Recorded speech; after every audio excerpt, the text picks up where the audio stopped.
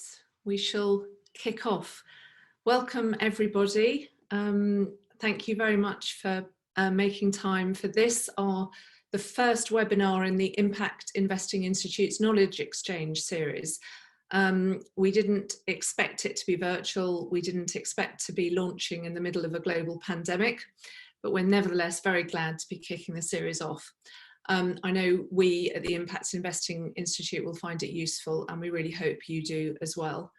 I'm Sarah Gordon. I'm the Chief Executive of the Impact Investing Institute, which is the UK's National Advisory Board, and we're a member of the Global Steering Group for Impact Investment, which now has over 30 national advisory boards as its members.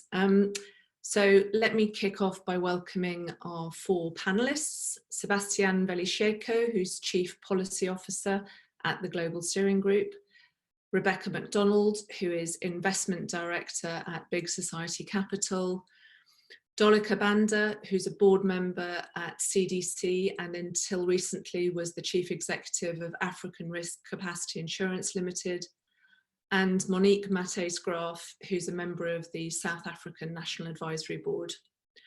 And the aim of our knowledge exchange series is, as it says, as the title suggests, to share practical knowledge between the NABs. And we hope that by sharing policy responses and other initiatives, we can take what's best from each other and replicate the more positive initiatives.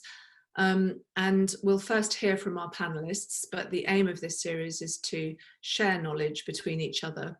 So we very much look forward to your questions and reflections on your own experiences during the Q&A.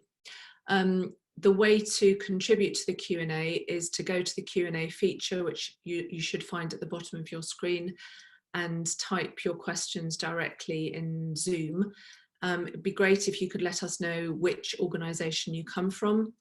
And if you're particularly interested in a question another attendee has posted, you've got an upvoting feature, so that please take advantage of it so that we know which questions you feel are the most important. And just a small word of warning: if I disappear from the screen for a few minutes, which sometimes happens due to the state of the internet down on Exmoor in southwest England where I am, I'm sure the panellists will continue, but a colleague is primed to step in if I'm away for longer than that. As we're just launching this knowledge exchange series, we'd very much welcome your feedback and suggestions to make sure it is practical and relevant for your needs. And we'd also like to hear your suggestions on what other topics you'd find useful to see covered in future webinars. And we're going to send you a feedback form after this webinar and a recording and links to the resources mentioned in the chat function. So the topic for this first webinar is a particularly urgent one. The current pandemic has had an absolutely appalling human cost around the globe. It's done enormous damage already to the fabric of societies and economies everywhere. And for us as National Advisory Board members across the world, it's made us think about how we can best help to repair this damage and help to rebuild our societies and economies.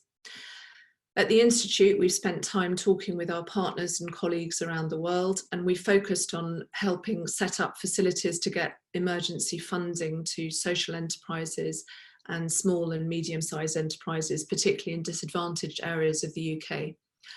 It's clear, and we're well aware, that at the moment what many, probably most organisations need is grants and other very concessionary support, and repayable investment will only be able to help in some cases. But we've been aiming to facilitate that emergency investment through a combination of new and existing routes, both to harness new schemes and fill any gaps. And we've worked in partnership with lenders and others to facilitate this in the UK context. And Rebecca from Big Society Capital will talk about these facilities in more details. But one of my main observations from this process, and it's been one of the, this current situation is awful, but there are some good things that have come out of it. And one of the things that has been very noticeable to me is the open and collaborative way that everyone involved in setting up these lending facilities have come together to achieve it. And I'm very, very glad indeed that the Institute, which we only launched in November, so we're new to this, but I'm very glad that the Institute was able to play a role. So turning first to the role of NABs in the COVID response, I'm going to bring in our first panellist, Sebastian. Obviously, you've been very involved in working with NABs around the globe, and you've just produced an excellent paper on designing impact-driven policy responses to COVID. Can you tell us about some of the most effective interventions that NABs have shared with you from around the world that might be relevant to other countries? Wonderful, thanks. First of all, thanks to the Institute and the partners from the NAB for joining today. And hello, everyone from Buenos Aires in Argentina. It's, one of the funny facts about this crisis is that we all, feel closer, right? And it's great to see so many people joining from different parts of the world. So I think first, the good bit of news to be optimistic is that we are seeing so many different examples coming from very different countries, and the NABs being able to play a meaningful role in helping those solutions tailor the local context and being very flexible and very proactive, just like you said now that the Institute has collaborated to the discussion in the UK. We are seeing that coming through in all our member countries and in other countries that are not currently part of the GSG. So that capacity to adapt, is really remarkable. We put together a repository, which is kind of a live document that is being fed constantly by NABs. It came out in our newsletter a few days ago, with many of you in this call will have received, and then perhaps we can work with the team to share that more widely. So between the many things that are out there, it's kind of overwhelming because we have responses that have to do with increasing supply of capital. Some have to do with strengthening the demand side of capital. Some have to do with policy reform more widely, and some are aimed at the emergency, some are aimed at recovery. But between all of that's out there are two things that are really exciting. One, you just mentioned in the UK with the emergency liquidity loan facilities, but probably Rebecca will come back to that. And there's another, to me, one of the most interesting debates that we are seeing right now is how we open up the economies after the massive lockdown in most of our countries. South Africa, in my opinion, has put together one of the most compelling frameworks to decide which sectors could reopen first, and the categories they take into account on how to prioritize have quite a lot to do with the importance of those sectors, for example, to the labor market and to the employment of vulnerable communities. But I'm sure the colleagues from South Africa will be able to tell a bit more about that. From the other parts of the world, I just picked 2-3 things which I think could be quite inspirational. Australia, with the particularities of Australia, of course, the Impact Investing Task Force is working on a $1 billion concessionary loan fund with Philanthropy Australia to provide cash rate loans to not-for-profits guaranteed by government and philanthropy, which is massive and very important, in line perhaps with what we see emerging from the UK. That's in terms of the emergency. And then in terms of the recovery, like in Finland, they are working to put together outcomes fund in the budget of this year for the government. In the case of Finland, it's 100 million euros to address 3 to 5 pressing social issues that will be important in the outbreak of COVID. In India, very different environment, very different country. In the short term, the NAB and its members have shown great adaptability to work with DFIs, mainly with USAID, who is in the process of launching 100 million blended finance credit guarantee backed facility for making public and private sector investments. So that's, the NAB showed adaptability to work with that. And one of their members, looking at the recovery phase, is raising 10 million SDG livelihood COVID impact bond facility to provide livelihood support to the informal economy. massive thing in India, in Bangladesh, all across Africa, in Latin America. And finally, quite a different thing. The Israelis were brilliant in coming together and going out to the public with a very clear advocacy message, with a letter to government, to the president, and also coming out on the press and launching social media campaigns to help shape the discussion. So not only working internally within the ecosystem, but also coming out and having a say in society, which I think is something very, very important. It's a very important role for NABs to take on.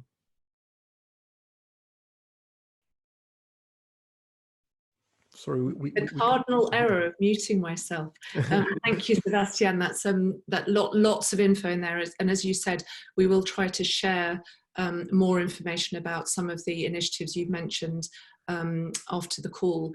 I mean, you also mentioned the sort of stages, the phases of the crisis. Obviously, we're in the emergency phase now, but in the recovery and the renewal phases, there will be different policy priorities and instruments that are appropriate then. What is the potential for impact investment driven solutions in those later stages, and how can NABs and other actors most effectively contribute? Yeah, I mean, you said in the beginning, I think we need to be conscious that what we are facing globally is a crisis which probably has no precedence in human history, because of the depth, because of the complexity, because of its really, truly global nature. We've never seen this. I'm an economist, so it's fascinating to come from Mars and study this as a case. It's very traumatic to be living through this crisis, which is affecting everyone massively at the same time around the world. During the emergency phase, which many countries are in the middle of right now, some slowly entering the recovery phase. Perhaps, and to be honest, beyond some concrete examples, perhaps there is lesser of a role for impact responses, but this will be crucial as we think about recovery. And we put it the other way around. I think we cannot afford to let impact not be at the center of recovery, because the way we tackle the recovery phase will definitely shape if we are moving towards a new economic order with impact at the center of investment, with impact at the center of government activities or not. And that cannot be taken as something that will happen for granted, because we've seen in the last global crisis in 2009, and just perhaps to be a bit more crude, nothing really happened. I mean, there was no fundamental change in the global economic system. Now I think we have this opportunity, which to me is, central to the human project on Earth for the coming decades.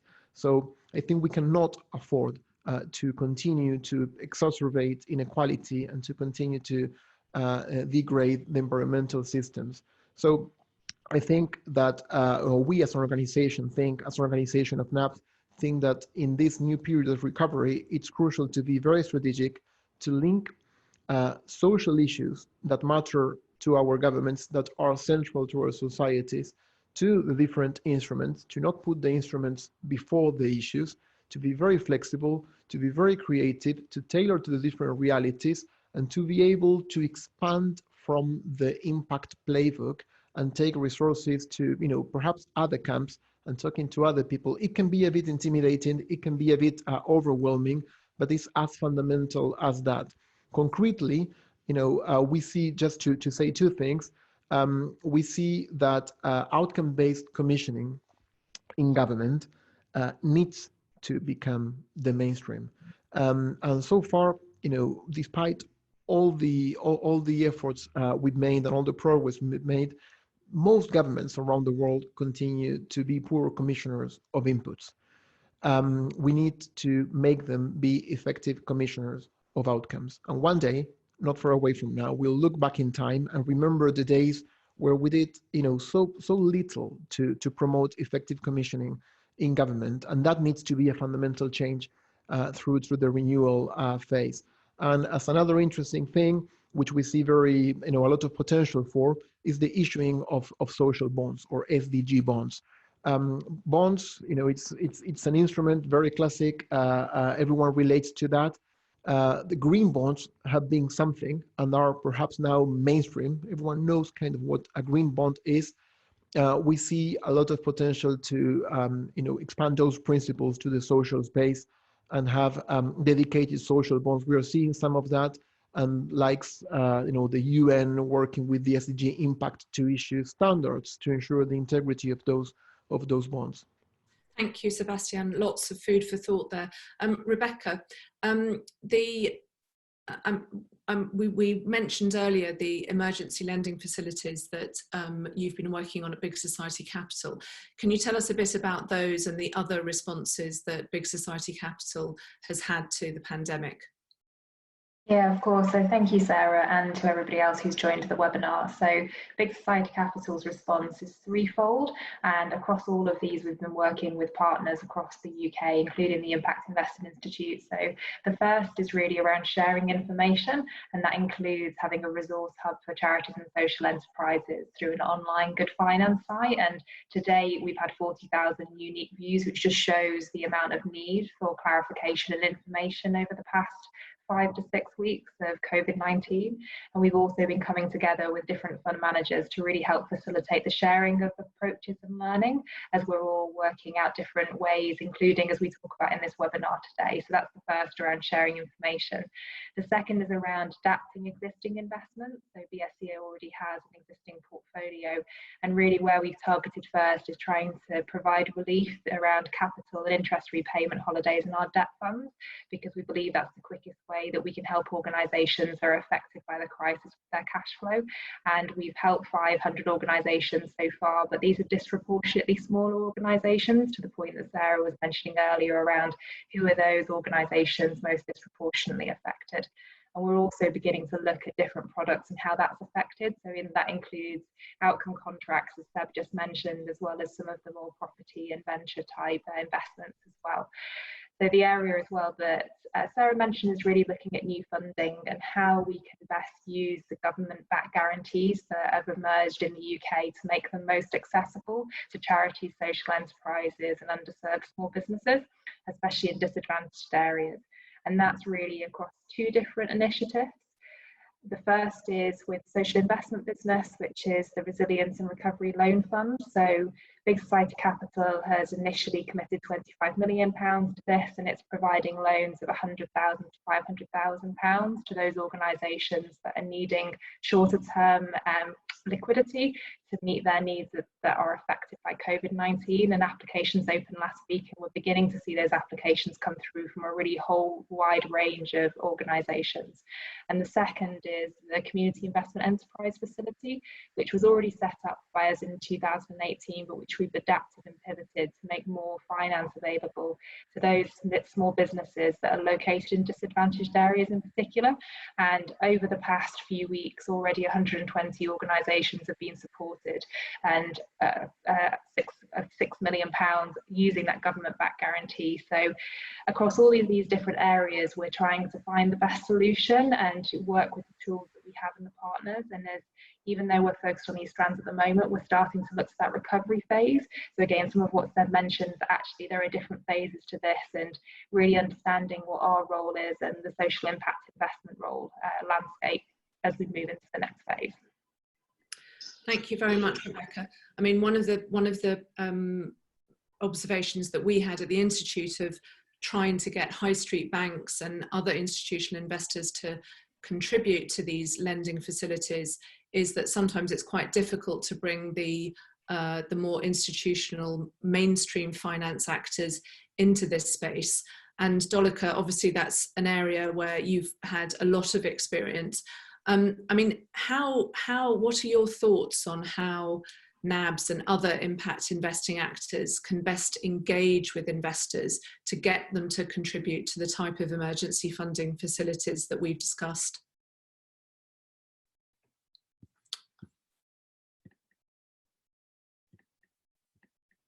Sorry, Dolika, you're muted. Sorry. Yes, I was on mute, sorry. Practicing decorum. Thank you so much, Sarah, for that, and thank you all for joining. I think I'd like to start this conversation with the fact that we've talked about, we were I was asked to talk about challenges and opportunities, but I really, really see this as an opportunity for impact investing. But I think pre-COVID, for the investors, you will understand this. For those in humanities and who've studied Macbeth, you will also understand this, that already before COVID, for much and many of the emerging markets, we were at triple witching hour. Many of our economies were already having national challenges in terms of indebted balance sheets, other risks. We had the exclusion conundrum, which we've been dealing with for so long, which is what do we do in terms of inclusive and impact investing includes that inclusiveness of youth, and in particular women, which is 50% of the population, for example, for most of Africa. And then the third one is just the climate-related disasters and the impact that that's been having on the economies, the well-being of our societies. So you slap on top of that the impact of COVID. I really would hate to be a president of any country at this time today in emerging markets. Having said that, I think this is where the opportunity also lies. So as Dickens said, it was the best of times, it was the worst of times. Why do I say it was the best of times? Because really, for me, this brings out an extreme point of relevance and purpose. If ever there was a time for impact investment to shine, it is now, to deal with the inequalities, the vulnerabilities that have suddenly surfaced. As Sebastian said, this was so unpredictable, but the depth of it is so unimaginable. And then purpose, if ever there was a time for impact investing, it is now. We have dislocated economies, we have dislocated markets, and we have businesses, especially in the SME space, many of which are run by women, SME micro space, that are just, may not be there when we come back out of this into whatever will be the new normal. So what do I see as the opportunities for the NABs right now, and how to engage with the financial sector and the banking sector, the providers of capital? It's never an easy conversation. I come from the DFI world, and I know how convoluted that conversation can be and how frustrating that conversation can be. But man did not land on the moon because it was easy. They had several tries before they got there. And I say you just have to keep cracking at it. I think Sebastian also said this. You just have to keep knocking on the doors and making sure that people are listening and people are ready to finance. People do want to help. Sometimes they just don't know how. So I think I look at it in the three phases. The emergency response, I think that's probably going to be, in terms of engaging investors and other financial opportunities, that's probably the hardest phase because it needs quick response. The sense of urgency is so strong. But I say that, and I know that CDC, we have introduced, as I speak as a board member, a streamlined process as an emergency response to COVID. So it's not going to go through the same hoops. The drawback is that most likely, and I think I speak for most DFIs, this is only going to be limited to companies that they know, institutions that they already have a credit profile on. However, I think there is then the next two phases. The first, which is just rebooting for companies that do survive and come out at the end of this, and they're going to require growth capital. They're going to require different investment instruments, a different approach to pricing and valuations, and a different time horizon. And I think now is the time to be having a conversation with the financing sector. I think the biggest and most obvious to target are going to be your deep-pocketed DFIs. And as I said, a lot of them are going to be difficult, but they are open to having this conversation. Africa Development Bank for this region is definitely put its money where its mouth is, and they have been working together with the Economic Commission for Africa to try and put funding available. I encourage the NABs to reach out to these sorts of organizations and just say, this is our proposal, what is your proposal? And I think there is an opportunity here, Sarah, for GSG at the global level to maybe come up with a menu of 3 or 4 simple products, maybe emulate what London is doing, look at what India is doing. I just got off the phone with India. Some companies are doing some amazing things, including using technology to actually turn a community of blind, a blind people's home into a call center because of technology. So it's an opportunity to really engage people to think differently. And then I think there is the future stage. So there's a rebooting, growth capital, and so on, which is mainly going to be your SME businesses that survive. And then in the future, I think it is time to start that conversation with the mainstream long-term capital financiers of how do we identify the future 1 in 100s. The one innovating, incubating new technology platform that becomes successful out of 100 that are reviewed. And I think there's a great role here to start having that early conversation on how we use incubators on regional or country platforms, how we use technology platforms for public good, to enable industries such as medical equipment, hospitals, schools, and integrated platforms such as payment systems, e-education, pension collections, and so on and so forth. Some good examples I have seen and I will mention is indeed Africa Development Bank, and some of the DFIs are doing incredible work. We heard about GSG earlier on. I think there is room there to replicate what is being done at the group level. And then on the SME finance and technical support side, I have seen, I should say, more country by country requests for support. And this mainly I've seen coming out of South Africa, I've seen out of Zambia, I've seen out of Brazil, which is not a country I cover very well. But again, you're seeing this from different parts of the world. And I think the banks and the insurance companies, somebody talked earlier about the retail institutions. Definitely in the US and in South Africa, I have actually seen the banking sector step up, and the insurance companies. So Geico is doing a whole lot of things on how they can ease and continue to provide insurance to people throughout this process, including people who are dislocated from their jobs. Here in South Africa, the banking sector are doing the same at the retail level, at the small business level, but we have Monique on the phone, and I'm sure she can speak a lot more about that than I can. So I would just iterate that there never was a time better than now to really, really put the impact investment conversation front and center in front of all that are involved in this conversation. Thank you very much, Dolika. And I mean, on that immediate introduction to Monique, I mean, obviously you've been very involved in the South African National Advisory Board for a number of years, but you've also been involved in the pandemic response. And I've seen, for example, the very powerful letter that the NAB has written to the president, calling on the government to integrate impact into the response. What are the best, sort of the most practical advice that you can give from the experience in South Africa to NABs elsewhere?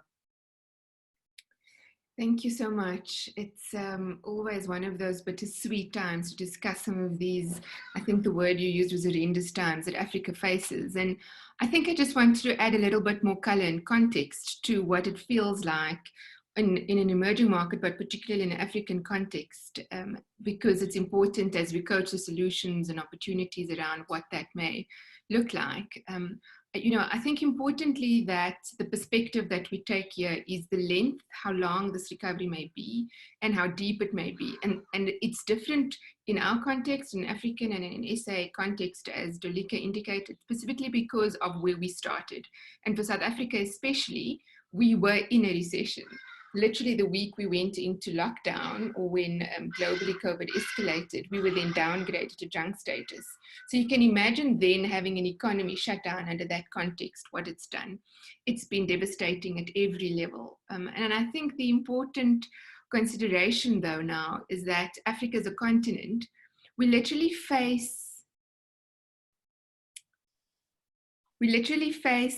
decades of economic development progress being wiped out if we're not really smart and deliberate about our responses. But what encourages me is the resilience and tenacity of Africans, and the fact that we have the highest growing youth adult population in this current health crisis means that we have a very high human capital base, and one of our probably largest assets or opportunity sets to leverage from. But there are many moving parts now. I think personally, policy-wise, institution-wise, I'm not going to be able to touch on all of this in the discussion, but hopefully give you some real practical and tangible outcomes of what is happening, and therefore the solutions needed and where impact investing would fit in. And I will touch on some of the details of the letter and some of the specific initiatives. But I think to say that simplistically is that firstly, everyone has less money to give and to invest, and they are going to have less for much longer than I think we're currently planning for still, at a time where the need in every area is escalating. And so when we give consideration for the continuum of capital, we've touched on different elements of it, from grant, government relief, to the social enterprises, to your private equity, to your listed equity capital markets. In a time of this high uncertainty, everyone's conserving. So even traditional pools of funding aren't as liquid or available as you would want.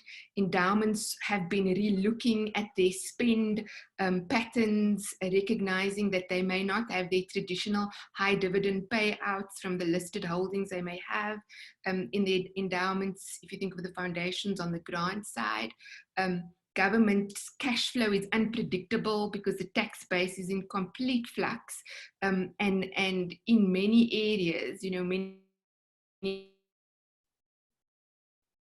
intermediaries have to face this massive escalating bad debt exposures on their books. I had a discussion with one of the local banks, and they were like, they thought it was going to be one or two areas of the institution, and it is broad-based. And so they are grappling with it. What does it mean? In some pockets that maybe previously there was liquidity, there was funding available, funding contracts, and the cost of that debt becomes more expensive. And yes, there are modalities, there are increasing relief funds available, but that takes time to filter through into the systems, into the man on the street, so to say. And I think the complexities for Africa and for South Africa, which makes our responses that need to be so tailored, is one, the proximity of our people, in that because of the concentration, especially of the townships in South Africa, it's the majority of our population, 50% plus, that lives in these highly concentrated township areas where you would have one house with maybe 2 rooms where 5 to 10 people live, where social distancing is just not practical, and those houses are not even half a meter apart, let alone 2 meters apart. So it's just, there's a practicality reality to it.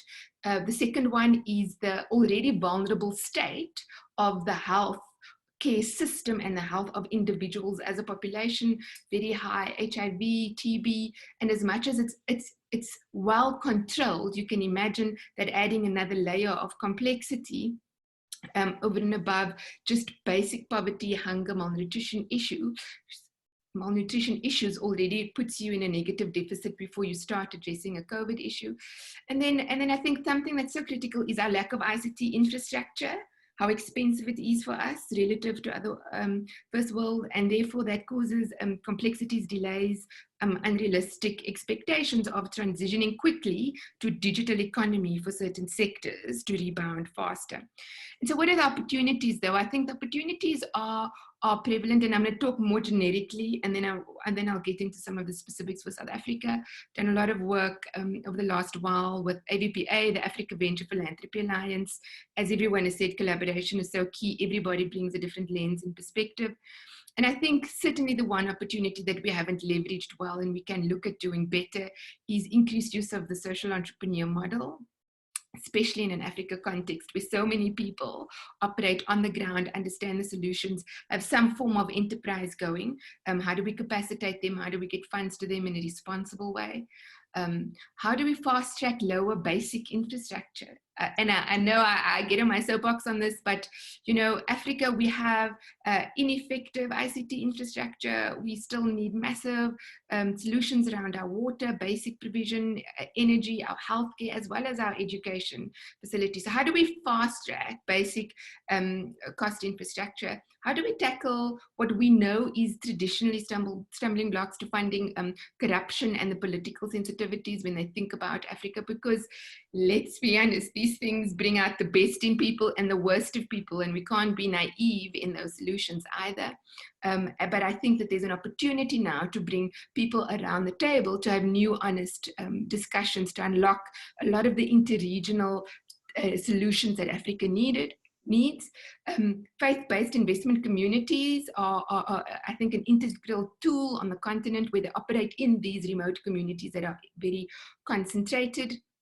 Especially if you think about their support into the hospitals and the education spaces.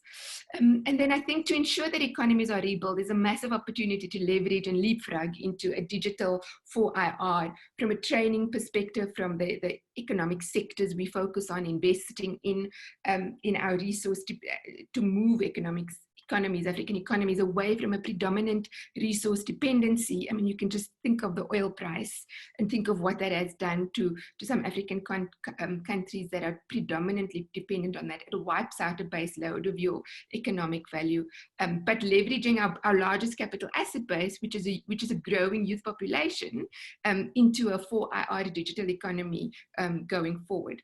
And so to get into the specifics perhaps of South Africa,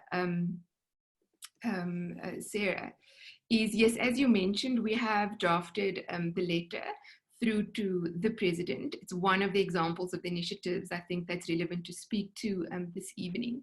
But perhaps just to give you context for where South Africa is that we have been of the fastest countries to respond. We only had 60 infections when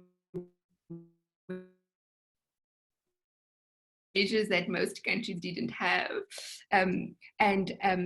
We're standing now at approaching 150 deaths today, and we are at day 41 of lockdown. We have some 7,500 positive tests. And so, you know, from a healthcare, it's managed. It's not to say it can't still escalate, but it's managed. And I think that is testament to a very strong, assertive response by the president and the government. However, I think that if we consider what we are facing, the scale of it, the economic fallout has been devastating, and every action has an equal and opposite reaction. And so even though a lot of the decisions taking, the steps taken have been assertive and aggressive and drastic, they've caused an opposite reaction from private sector, from civil society. We've seen a lot of litigation taking place. And I'm just giving you the background to a lot of the realities we see on the ground. And so we've seen things like a solidarity fund coming to the fore, where executives have stepped up, both leadership and government and private sector, to say that we will take a 30% pay cut. This is substantial. How long have we called for that? You know, these things have been very encouraging. Solidarity Fund has been able to be faster to mobilize a protective gear to protect people on the front line, and also to provide into food relief. So one of the initiatives from AVPA was a food voucher system, giving dignity to people on the ground, to use and catalyze local SMEs, what we call the spaza shops, those entrepreneurs that are there, that have been locked down, using their system, but capacitating them with funds appropriately, responsibly, in a way that gives family dignity, family units dignity, that they have money for food for a period of time. Sanity packs, for example, you know, the basic social needs don't go away. And so there's been those sorts of funds, many of those examples. Solidarity is just one that's been set up, which has been very encouraging to respond immediately to the massive spike in social needs we've seen, which far outweighs the health needs in our context at this stage. And I think, importantly, the fragility of our society has been escalated, and we continue to see that. And so the responses are, yes. Sorry, Monique, I'm just very keen that we'd have time to move to questions. So is that I mean, there's quite a, if you just yeah, and then we'll move to questions. Yeah. So So on the issues on the NAB, I think the key ones to highlight there is, you know, in the letter we highlighted the initiatives that Sebastian and Ronald and others have indicated into the government. We have called on specifically more outcomes-based, whether it's green bonds, social bonds, to be considered of scale. We completed a Green Outcomes Fund, which is with Government Jobs Fund funding to catalyze SME green climate initiatives, which has been well received and so timeous now. We've also then been able to ensure that we build on the legislative imperatives. One of the key unlocks for us is the ability to blend the grant funding with certainly private equity funding. And so we're able to put that on the agenda again as a solution. But I think saying conclusion from an SA perspective, there's been a lot of rapid responses, but it's been one that need to be adapted to our increasing social needs, which has far outstripped the healthcare needs. And so impact investing, we haven't been able to rally as we need to, as I think everybody personally and practically and within the organization has been hit massively. But together we are certainly mobilizing for greater initiatives at scale. Thank you so much for your time. Thank you very much, Monique. I mean, on that point, I'd like to, we're going to keep going till 5, if that's all right with everyone and with our audience.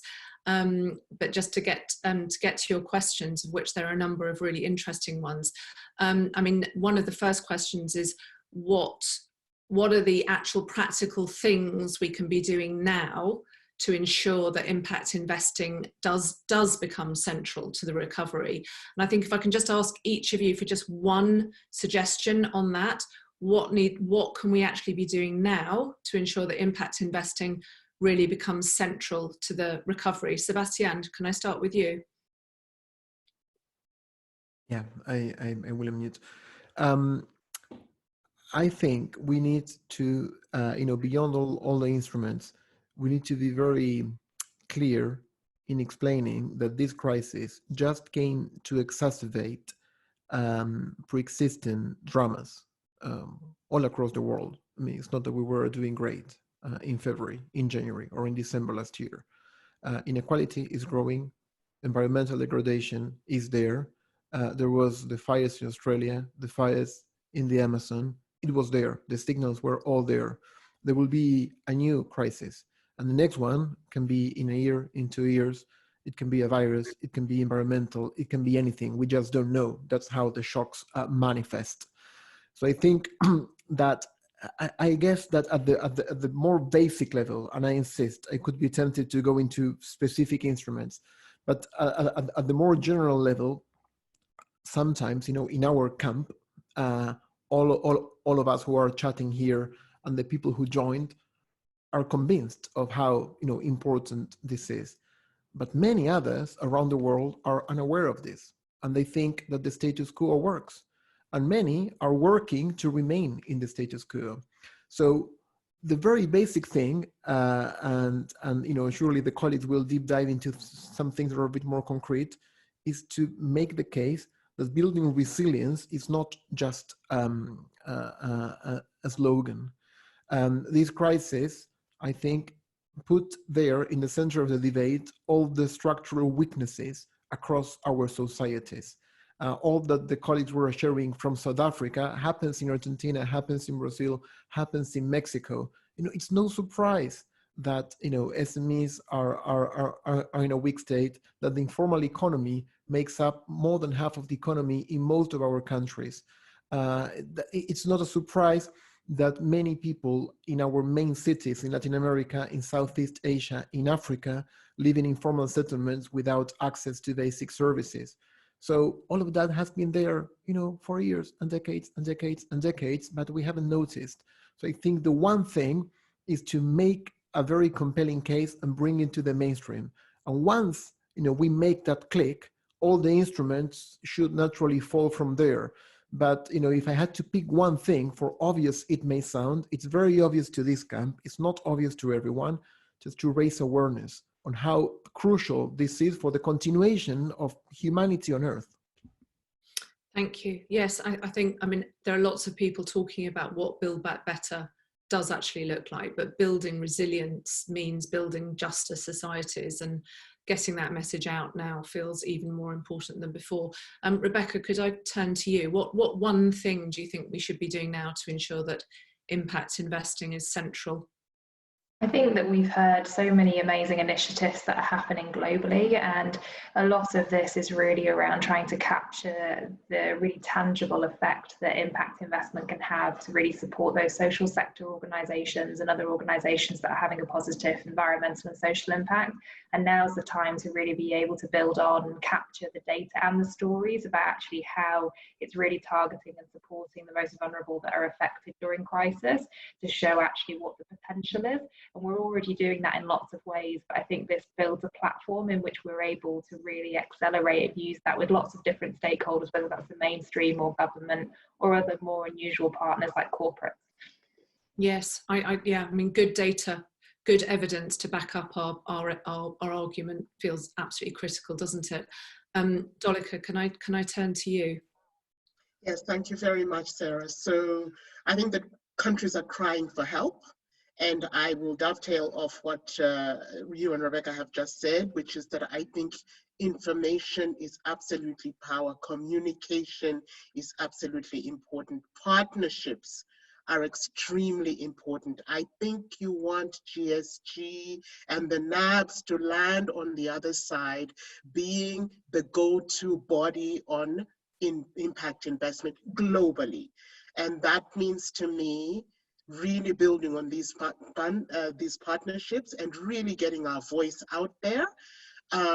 But also, I think even as we say more funds would be nice, will be nice, equally I think impactful will be the creative ways of quickly dispersing and distributing already available funds with supporting technical assistance and handholding. Some of these companies, people just want to say to somebody, how do I deal with this situation?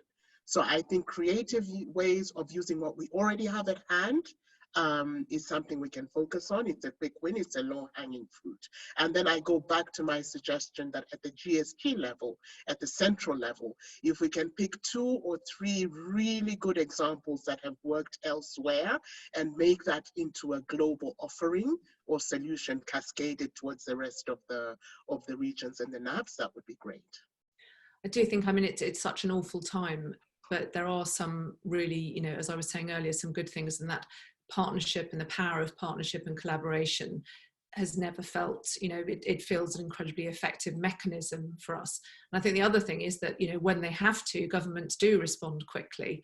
And I think, you know, going back to what Sebastian was saying about the climate emergency, you know, it needs to not be a requirement for an emergency response. We need the response now. But at least we've seen that governments can move a lot quicker than we thought maybe we would have thought in the past. Monique, can I come back to you on the, you know, what practical thing can we be doing now to really make sure that impact investing is central? For me, it's increasing the effectiveness of the system, that the allocators of capital have more clarity, that their money is being used appropriately, but at the same time that the recipients of the income, of the impact, the voice of those receiving the impact, that they appropriately also being brought into the system and how those decisions are being made. Like I said, I'm just raising an alarm a little bit, in that let's notice some of the unrest and the voices coming through that can derail really good intentions, and let's be more deliberate within the system of how we unlock solutions here, that we don't forget to test back that the recipients of the impact is actually feeling it and receiving it in a way that's needed for them. And I think that's also equally important for any capital allocators in this solution. And I think impact investing has many very powerful tools, specifically around impact management practices, for us to achieve that effectively. I think some of the lessons from historical attempts at building back better are absolutely in line with what you're saying, Monique. So in Christchurch in New Zealand, for example, after the earthquake, they had a huge public campaign of asking all the communities in Christchurch what they wanted, how they wanted their city to be built back better. And I think that, you know, it's incredibly important to integrate those voices into the design of the post-recovery economies. There's another really interesting question that I do want us to have time to get to, which is about gender. And Ariane Martin has asked, don't you think gender sensitive responses during emergency and for recovery are key for that new impact focused economy system you mentioned? We know that women and women-led SMEs are and will suffer disproportionately more. I don't know who'd like to pick up that question first. Maybe Dolika? Yeah, you're mute, yeah. Yeah, I'll have a go at that. A great question, Ariane, and a question to which I hope one day we will not have to be answering. Then I will know that we have succeeded on this subject matter. Today we know, I can speak for Africa, the statistics, but I think this is probably in most emerging markets for different social reasons, that women make up 50% minimum of the population. So even just from an economic imperative perspective, we cannot afford to ignore this component of our population. But secondly, we also know that women, $1 in the hand of the woman, the multiplier effect is completely multiples to $1 in the hand of a man in terms of the social impact that it has. So for whatever dollar you give her, somehow, somewhere, she will make sure there is food on the table, nutritious, their children are able to go to school, there's something left over to put into some kind of savings, whether it's grain or with another group, a savings group within that village or that community. So I definitely think, and maybe I think I speak probably for some, if not all of the panel members here, that even though we did not bring it out explicitly, I tried at the beginning, this whole thing of gender parity is an extremely important aspect of what we do today and what we do going forward.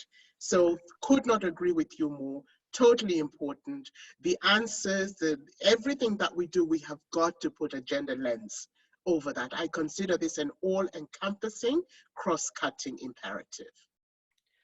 Thank you, Dolika. I am aware that we've already gone over time a bit, so there are some really fantastic questions in the Q&A, and we will be taking those questions and trying to come back to you by email with some of our responses, and I will be garnering responses from the panelists. Sorry not to be able to get more interventions from you all during the actual webinar. We've also mentioned a lot of information and examples during the discussion, so we've put these resources on our coronavirus landing page. Our website address is going to be dropped into the chat, and we will also share that in a follow-up email. We're also going to share a link with a blog which was published today by the Institute's lead expert in charge of our international development work, who also is involved in all the other initiatives that the panelists are so involved in as well, Laurie Spengler.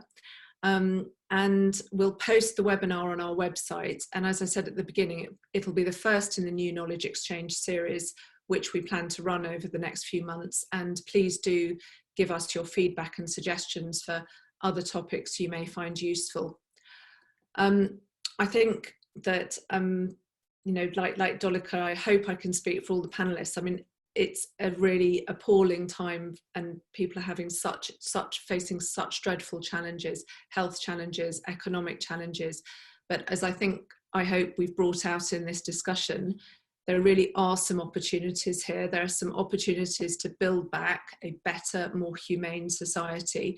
And we at the Institute will be doing everything we can to help achieve that aim.